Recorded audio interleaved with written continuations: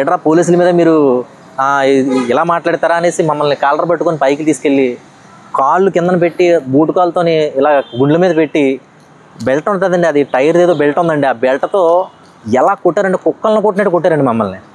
కొట్టడం మళ్ళీ ఆ బాత్రూంలో తడినీటిలోని కొద్దిసేపు నడమనివారు అనమాట. అలా ఉంటుంటే కాలు ఇలా ఓపు వచ్చేస్తుంటే ఆ తడినీటికి వెళ్ళరు, ఆ తడినీటికి వెళ్ళని తడినీటిలో అటు ఇటు నడిపిస్తూ ఉండేరండి.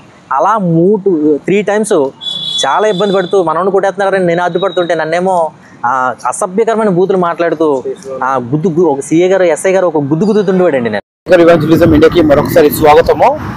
ఫ్రెండ్స్, చాలా పెయిన్ తో చాలా బాధతో ఈ మాట చెప్తున్నాను. ఈ రోజు క్రైస్తవుల గతి ఏంటిదో ఎంత కోపం వస్తుందనంటే, కానీ ఏం చేయగలుగుతాం, ఏం చేయలేము. మనం కేవలము వీడియోలోనే కోపాలు చూపెట్టగలుగుతున్నాము.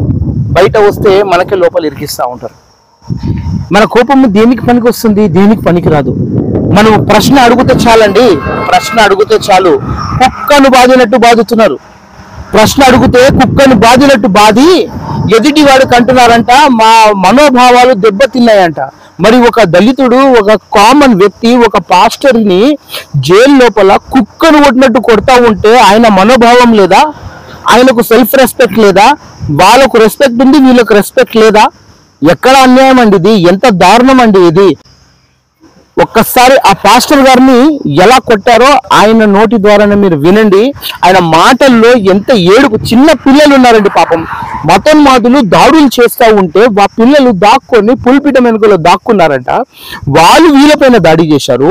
వీళ్ళు పోలీసు వాళ్ళ దగ్గర అడిగి రిక్వెస్ట్ చేస్తూ ఉంటే పోలీసు వాళ్ళు కూడా వీళ్ళను కొట్టారంట. డెమోక్రసీ అని ఒక పేరు ఉందా? ఫ్రెండ్లీ పోలీస్ అని పేరు చెప్తున్నారే కానీ ఇంత దారుణంగా ఒక వ్యక్తిని కొట్టడము, కాళ్ళపై ఛాతీ పైన బూట్లతో కొట్టారంట.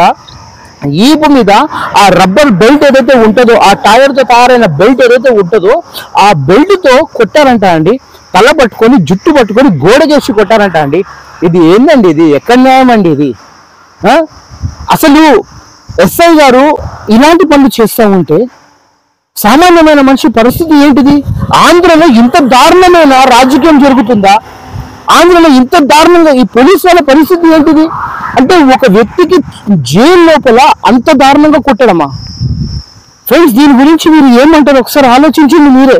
ఒకసారి ఈ వీడియో మీరు చూడండి. ఆయన ఎంత బాధపడుతున్నాడో, ఆయనను ఎలా కొట్టారో, ఏ విధంగా కొట్టారో, ఎందుకు కొట్టారో ఒకసారి మీరు కంప్లీట్ గా వివరణ మీరు చూడండి.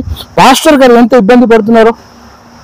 ఒక సిఏ గారు ఎస్ఐ గారు ఒక గుద్దుతుండేవాడండి. నేను 4-5 కానిస్టేబుల్ పట్టుకొని సిఏ గారు అయితే ఏమన్నాడంటే 2 రోజుల్లో నామరూపాలు లేకుండా చేసేస్తాడంటే మమ్మల్ని.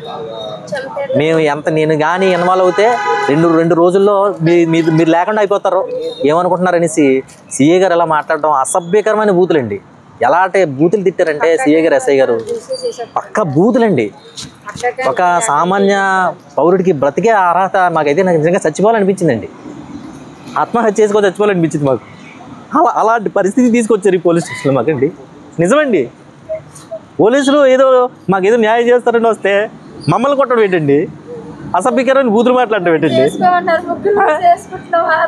ఇది ఏం జరుగుతుందో, ఏ రాజ్యంలో ఉన్నామో నాకు అర్థం కావట్లేదండి. అదే పరిస్థితి అండి మా పరిస్థితి. ఇక్కడ ఎలా చేసినా మాకు న్యాయం జరగలేదు. చిన్నపిల్లలు చిన్నపిల్లలు కూడా చూడకుండా ఇద్దరు పిల్లలండి, నా చిన్న పిల్లలు. నిజంగా నాకు జాలి అనిపించిందండి. బలిపేట వెనకాల దాగున్నారండి పిల్లలు, చిన్నపిల్లలు. ఎలా ఉంటదండి? న్యాయం ఎక్కడ ఇంకా జరగదండి. న్యాయం జరుగుతుందని వచ్చామండి మేము ఇక్కడికి. న్యాయం జరుగుతుందని వస్తే న్యాయం జరగలేదండి మాకు. వచ్చిన వాళ్ళు మీరు ఏం మాట్లాడుతున్నారా, మీరు ఏం చేస్తున్నారా అని పైకి లాక్కొని పట్టుకెళ్ళిపోని ఫోన్లు లాగేసుకున్నారండి. ఎవరికి మేము సంప్రదించడానికి ఎవరు మా చేతిలో ఫోన్స్ కూడా లేవండి. ఇప్పటికీ ఫోన్స్ కూడా ఇవ్వలేదండి. లాగేసుకొని అన్నీ చేసి ఏదైనా అంటే నోర్మి అంటున్నారండి.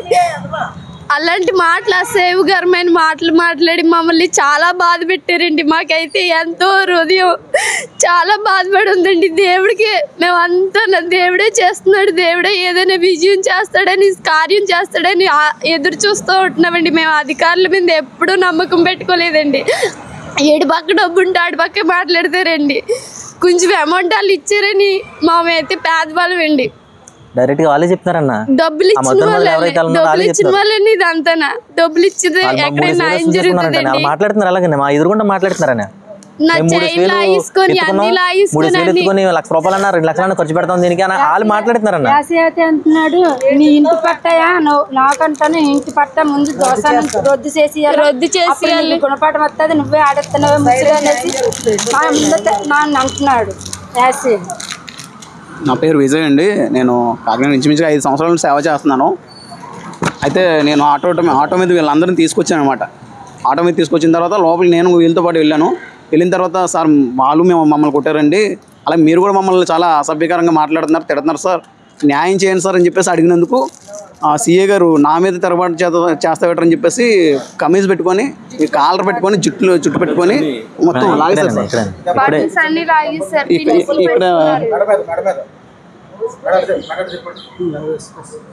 ఇక్కడ నన్ను గోడ కుద్దారని ఇక్కడ ఇంత బొబ్బు వస్తుందని అలా మెట్ల మీద తీసుకెళ్ళాడు. కాలు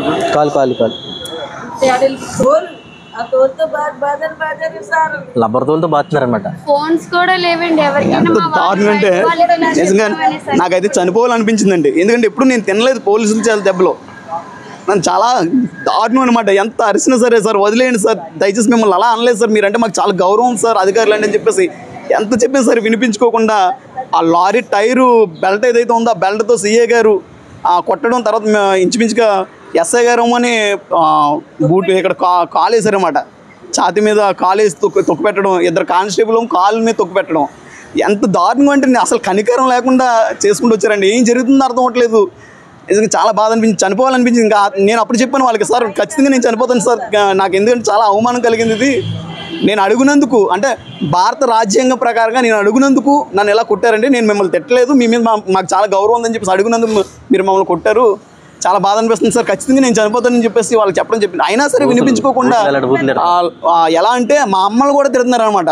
నిజంగా ఒక అధికారులు నోటంటే ఆ మాటలు వినకూడదు, అలాంటివి మా అమ్మలు కూడా తిట్టడం చాలా బాధ అనిపించింది నాకైతే. నేను నిజంగా చెబుతున్నాను, ఖచ్చితంగా చనిపోవడం అయితే జరుగుతుంది ఖచ్చితంగా. ఎందుకంటే చాలా బాధ అనిపించింది నాకు.